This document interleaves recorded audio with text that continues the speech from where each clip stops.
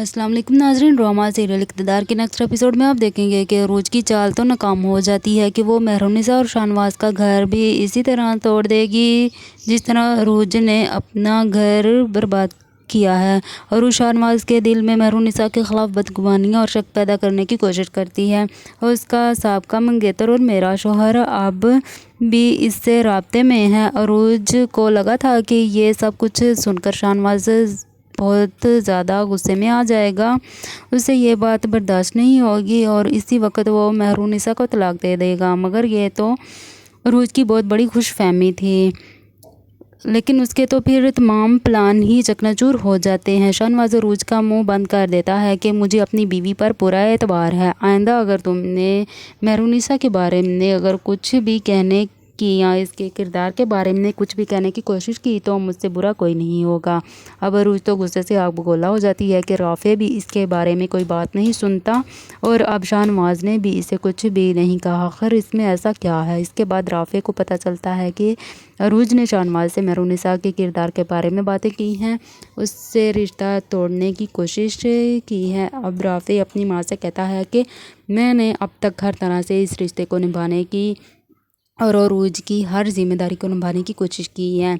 आपकी ख्वाहिश थी कि अरूज को अपनी बहू बनाएं, मगर अब मैं इस रिश्ते को मज़ीद नहीं निभा सकूंगा। अब आप भी मुझे मज़ीद फोर्स करने की कोशिश नहीं करेंगी। अरूज को रिश्ता जोड़ना और घर बनाना तो आता ही नहीं है, उसे सिर्फ रिश्ते तोड़ना, किसी की किरदारकशी करना, बदतमीज़ी करना और ज़ुबान दराजी करना ही आता है।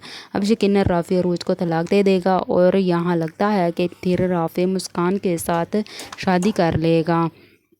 आगे आप देखेंगे कि अब शाहनवाज अपनी माँ की पार्टी संभालता है और एक अच्छा सियासतदान बनने के लिए बहुत मेहनत करता है। उसके बाद आप देखेंगे कि अब शाहनवाज अमल से भी माफ़ी मांग लेता है। अब लगता है कि जैन शाह को मरवाने के पीछे भी अमल और उसके बाप का ही हाथ है। ये हकीकत भी बहुत जल्द खुलकर सामने आ ही जाएगी, क्योंकि अब शाहनवाज चौधरी को नहीं छोड़ेगा। फिर चौधरी को भी अपना मुँह खोलना पड़ेगा और फिर वो सच बता ही देगा।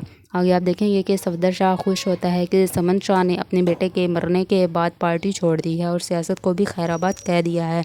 मगर सफदर शाह को ये नहीं पता है कि समन शाह के बाद इलेक्शन अब शाहनवाज लड़ेगा, वो अब पीछे नहीं हटेगा। अब सफदर शाह अमल के साथ समन शाह के घर मिलने के लिए आता है तो वो शाहनवाज से कहता है कि मुझे अपनी बहन की बहुत ज़्यादा फ़िक्र है, अब तुम ही उसका बहुत सहारा हो, अब तुम्हें मेरी बहन का ख्याल रखना चाहिए।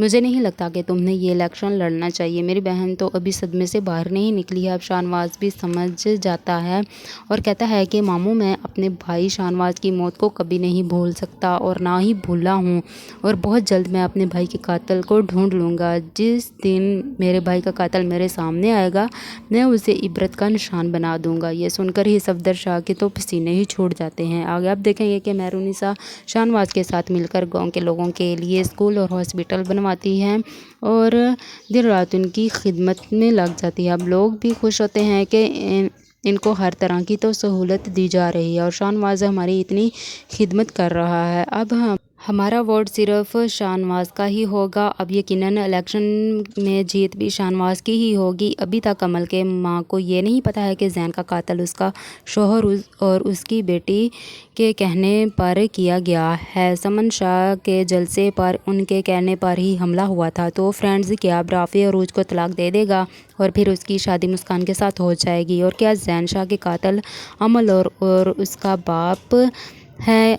क्या ये हकीकत भी शाहनवाज और सबके सामने बेनकाब हो जाएगी और इनको सज़ा दी जाएगी? अपनी कीमती राय का इजहार कमेंट सेक्शन में ज़रूर करें। काइंडली वीडियो को लाइक करें और चैनल को सब्सक्राइब कर दें।